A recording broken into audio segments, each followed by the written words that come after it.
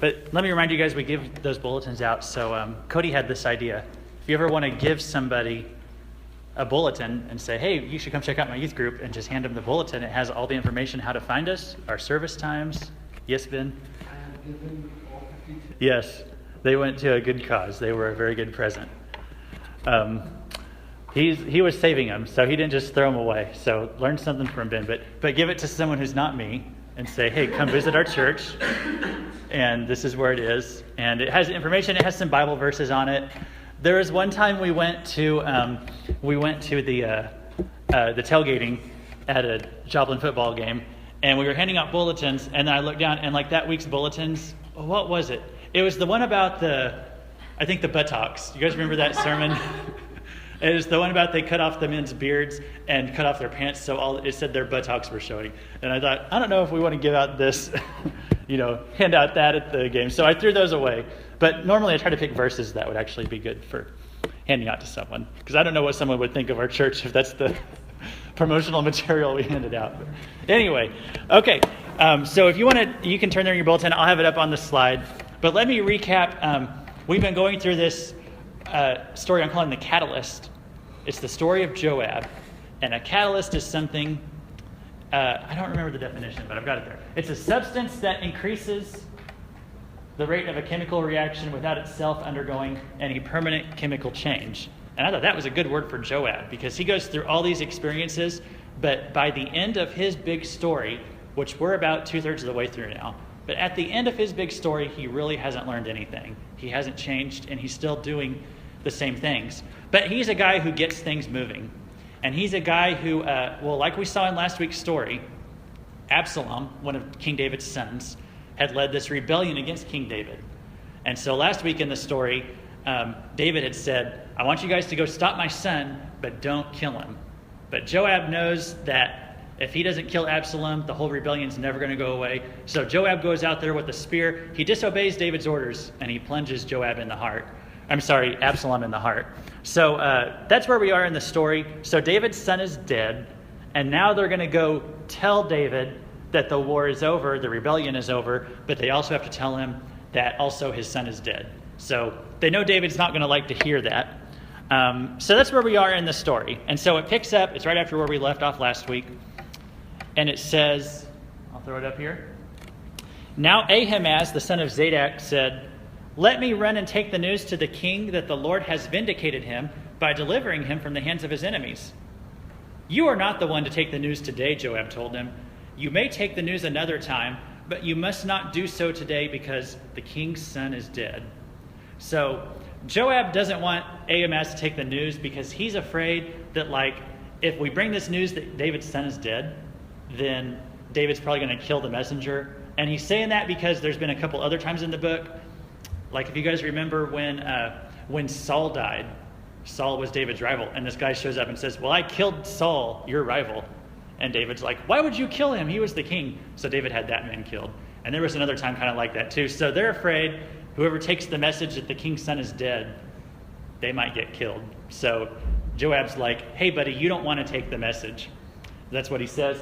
And then it says, then Joab said to a Cushite. Now, a Cushite, he was a foreigner. He was somebody from another country. He was probably there helping Israel, but he was a foreigner. Joab doesn't care about him very much. So he says to the Cushite, go tell the king what you have seen. And the Cushite bowed down before Joab and ran off. So Joab just doesn't care about him very much. He's like, well, you don't want to go do it, Ahimaaz, but we'll just send this Cushite to go deliver the message. So he sends him off. After he takes off running, the Cushite, it says, Ahimaaz, son of Zadok, said again to Joab, come what may, please let me run behind the Cushite. But Joab replied, my son, why do you want to go? You don't have any news that will bring you a reward. And he said, come what may, I want to run. Okay, now why does Ahimaaz want to give the message to the king so badly? Most likely it's because when you give good news to a king, and he thinks he's giving good news, that the war's over, the rebellion's over. So he thinks he's giving good news, and if you give good news to a king, then your name is recorded in history, and the king might be in such a good mood that he gives you a reward, he gives you a high position or something like that. So Ahimaaz wants to be the one to bring the message, but Joab knows it's not going to end well. So Joab said, run, and Ahimaaz ran by the way of the plain, and he outran the Cushite. And so that means the Cushite had a head start, but Ahimaaz was running so fast that he overtook him, so Ahimaaz got in front, even though the Cushite was leading him first. Okay. It says, while David was sitting between the inner and outer gates, the watchman went up to the roof of the gateway by the wall. As he looked out, he saw a man running alone. The watchman called out to the king and reported it. The king said, if he is alone, he must have good news. And the runner came closer and closer. The watchman saw another runner, and he called down to the gatekeeper, look, another man running alone. The king said, he must be bringing good news too. The watchman said, it looks to me like the first runs like Ahimaaz, son of Zadok. And he said, he's a good man. The king said, he comes with good news. So David's just like so desperate for good news. It's like everything he sees, he's like, oh, this must be good news. Oh, there's two men. It must be good news. Oh, it's Ahimaaz. It must be. And he's so desperate for a happy answer that he thinks it's always going to be good news. And it's kind of sad, but that's what he's expecting. And what we're going to see is all he really cares about is not the war. He just cares about what happened to his son, Absalom. So it says in the next verse, then Ahimaaz called out to the king, all is well. And he bowed down before the king with his face to the ground and said, praise be to the Lord your God. He has delivered up those who lifted their hands against my lord the king. The king asked, is the young man Absalom safe? And so at this point, Ahimaaz is like, oh, Joab was right. Like, the king doesn't care about the war. He just wants to know what happened to his son. So Ahimaaz kind of like backtracks a little bit here, and he doesn't want to give the bad news. So all he says is, well, I saw great confusion just as Joab was about to send the king's servant and me, your servant, but I don't know what it was. So he's lying here because he's like, I don't want to be the one to tell David that his son is dead. The king said, stand aside and wait here. So he stepped aside and stood there. And then the Cushite arrived. And he said, my lord the king, hear the good news. The Lord has vindicated you today by delivering you from the hand of all those who rose up against you. And the king asked the Cushite, is the young man Absalom safe? And the Cushite replied, may the enemies of my lord the king and all who rise up to harm you be like that young man. So in otherwise, he's saying, nope, your son is dead. But he doesn't say it in a very sensitive way. He just kind of like blurts it out. I hope everyone's like him who rises against. So it's kind of like not a very sensitive way to give the information. And so then it says the king was shaken. He went up to a room over the gateway and wept. And as he went, he said, oh, my son Absalom, my son Absalom. If only I had died instead of you. Oh, Absalom, my son, my son. And so that's the end of that little section. We'll pick up the story again there next week. But here's what I want us to look at from those verses that we just read. Often the people who share God's truth, and it's especially pastors, but anyone who shares God's truth, they're called messengers in the Bible. These two men in the story, both of these guys are messengers. And so in this story, we see two different kinds of messengers, and both of them have some kind of bad qualities about the way that they delivered their message. Okay, Ahimaaz, he's the first one. He runs in and he just wants to give only a positive message. And then when the king asks about the bad stuff, he's just like, oh, well, I don't know. I didn't see what happened. And he didn't want to give the bad news. So that's one kind. That's one trap that people can fall into. Then the Cushite, he gives the whole truth. He says everything, but he says it in just such a brazen way. I mean, there's no tact to it or anything like that. There's no grace to it. He just says, oh, your son's dead. Not very sensitive to how much that's going to hurt David. But that's also a trap that people can get into when they share a message from God. So that's what I want to talk about tonight is we need to show some wisdom, I think, in what kind of like pastors or books, what kind of places we use for spiritual sources, places that we go to find out information. And we also need to use wisdom in how we communicate to people, and how we might share the truth about God and about what the Bible says and stuff like that to people. So like on the first one there, I don't recommend listening to like pastors who would only talk about positive things all the time, who only say like nice things. Maybe they always talk about true things or good things like God's love and stuff like that, but they also never talk about negative things like God's wrath and what people need to know. I've heard it said that about 2/3 of the Bible is really negative and about 1/3 is positive because God has so much to say about bad things. And so it'd be wise to listen to preachers who, it says, preach the whole counsel of God. And I'll give an example of one. I'm not saying anything about if he's not a Christian or anything like that. One person I liked listening to a lot when I was you guys' age was Joel Osteen. And he does have a lot of good things to say, a lot of true things to say. But like as I got older, I realized that a lot of time he doesn't tell the whole truth. He leaves out a lot of stuff that he doesn't want to communicate. All his messages are always 100% positive all the time. And so as I got older, I was like, I want to listen to someone who preaches the whole counsel of God. I'm sure there's a lot of good things that Joel Osteen says, a lot of true things, because there's a lot of good true things in the Bible. But you just got to be careful about who you listen to. There's another, this wasn't someone I listened to, but this TV show that was on one time, there was this guy, he was like a televangelist, and I just had a weird feeling about him. So I only watched one episode of it. I just had a weird feeling about him. And then I went and Googled him later and found out that this televangelist he had been to prison for scamming people in ministry and he had a TV show a long time ago, scammed a bunch of people to get rich. And then he was in prison. And then when he was in prison, he said, he had a quote, it was that was the first time I ever read the Bible all the way through. And he had been this pastor with a TV show, and he never even read the Bible all the way through.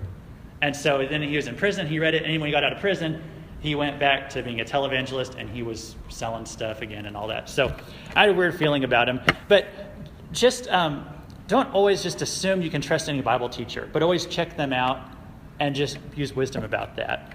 But also make sure that when we have to communicate a truth, sometimes we have to tell people what the Bible says. It's not always pretty, right? Sometimes there's stuff in it it doesn't sound too good. It's kind of negative. And so we need to make sure that we as messengers, that we preach the whole counsel of God, that we're not afraid to say something just because, it might offend somebody or hurt their feelings, but we want to tell them the whole truth. Not be like Ahaz, who just only wanted to give the positive news and not the whole truth. And we shouldn't be ashamed of God's truth. I mean, because if we say something that's true, if we say something that God said so it's true, and somebody is offended by that, well, that means that they're wrong and you're right, because you're the one who's speaking the truth. And so you don't need to be ashamed of speaking the truth, and you don't need to be afraid to say it. But we also don't want to be like the Cushite. The Cushite in the story, okay, so he gets there. He's kind of the other extreme. You have some people and they're afraid to ever say anything negative. And then you have some people and they just only want to say negative stuff and they just want to ram it down people's throats and make them feel bad and stuff like that. So that's the other extreme. If someone just delivers bad news with no restraint. Sometimes we have to be a messenger of bad news. It's bad news to tell someone hell is real. People don't like to hear that. And I don't like to say it. I don't like the thought of hell. But you know what? We got to tell people, because it's in the Bible, that hell is real and we don't want people to go there. And so we tell them how to be saved. And that can offend people. One of the most offensive things, Paul called it the offense of the cross. He said, if the cross wasn't so offensive, then people wouldn't be trying to kill me over it. Because when you give someone the gospel, you're telling them, you're not good enough to save yourself. You have to rely on Jesus to save you. And that can offend people. I mean, that happens all the time. And a lot of people say, well, I'm a pretty good person, and they don't want to accept that. But it is the truth. And so we want to say it gracefully, not like how the Cushite kind of blurts this out. But we do want to make sure we deliver that message. And so, think about the moment the Cushite, he's telling David that his son is dead. But you can just hear how happy he is as he says it. He says, may the enemies of my Lord the King and all who rise up to harm you be like that young man. That's a really brutal way to give somebody some bad news. And so you don't want to be like that either. But we want to give the truth. We want to give the whole truth and nothing but the truth. But we want to do it with love. We want to do it, I don't always going to say nicely, but you want to do it with love. Because sometimes Jesus, he didn't always sound very nice. I'll give you an example. Because Jesus is the ultimate messenger. That's who our example is, that we want to look to, as Jesus Christ. And so in Matthew 23, he's giving what is, a lot of people call the meanest or the harshest chapter in the whole Bible, like the angriest chapter in the whole Bible, Matthew 23.